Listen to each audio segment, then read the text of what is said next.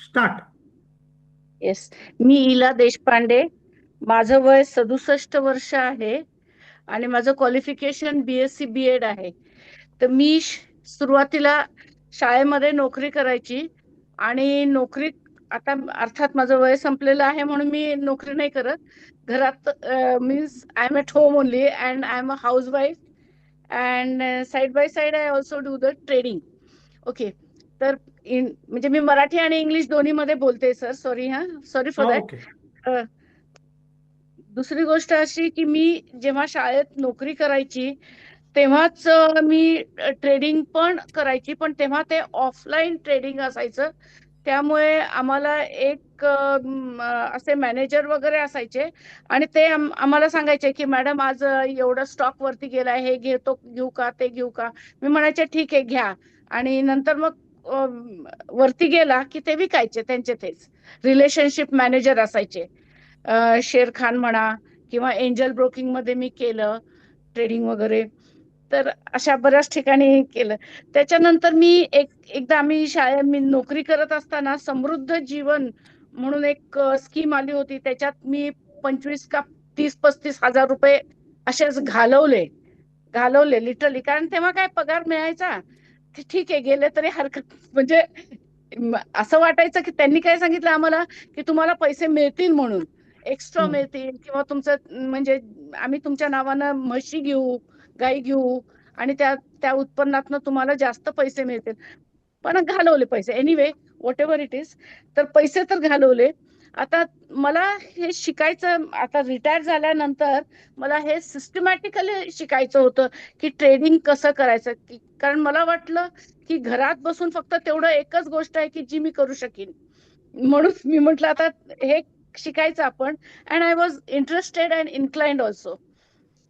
तर म्हणून मग आणि हा हा कोर्स करायचा की नाही सरांच्या बरोबर, त्याबद्दल माझं थोडं साशंक होते.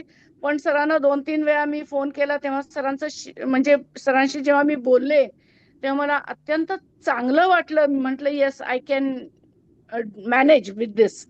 म्हणून मग मी सरांच्या बरोबर हा क्लास जॉईन केला आणि मला सरांचं शिकवणं खूप छान वाटलं. मुख्य म्हणजे सरांमध्ये अत्यंत पेशन्स आहे आणि त्यांना मी कधीही इतक्या वेळा म्हणजे प्रश्न विचारायची, मला उत्तरं यायची नाहीत. आणि तरी मी कधीही सरांना चिडलेलं, वैतागलेलं कधीही पाहिलं नाही. He has tremendous patience and an number of times he keeps explaining. पहिल्यांदा मला कॅन्डल पॅटर्न बद्दल काहीही माहिती नव्हती मला आणि म्हणून मी तो कधी भीती वाटायची त्या पॅटर्न बद्दल. पण जसं जसं सर शिकवायला लागले ते शिकण्याची मला उत्सुकता वाढली.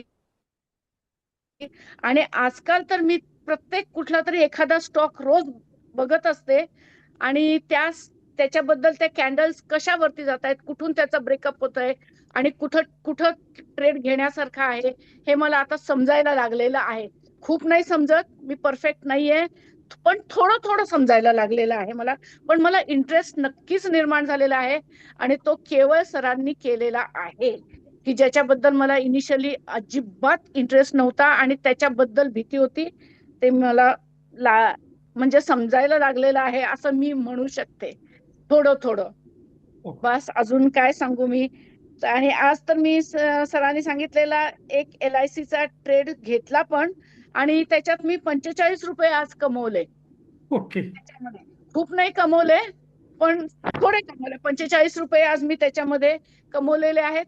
कारण मी फक्त 10च हे घेतले होते, स्टॉक्स घेतले होते, शेअर्स घेतले ओके. होते म्हणून. ओके. आणि 3 रुपये प्रत्येक शेअर मागे मी कमवले त्याच्यामध्ये. ओके. ठीक. अजून काय सांगू काय? नाही, बस ना. बस. ओके. बस. आणि ओके. जे BBNG ग्रुपच्या संबंधित आहेत त्यांनी त्याचा थोडासा उल्लेख केला तर बरं राहील.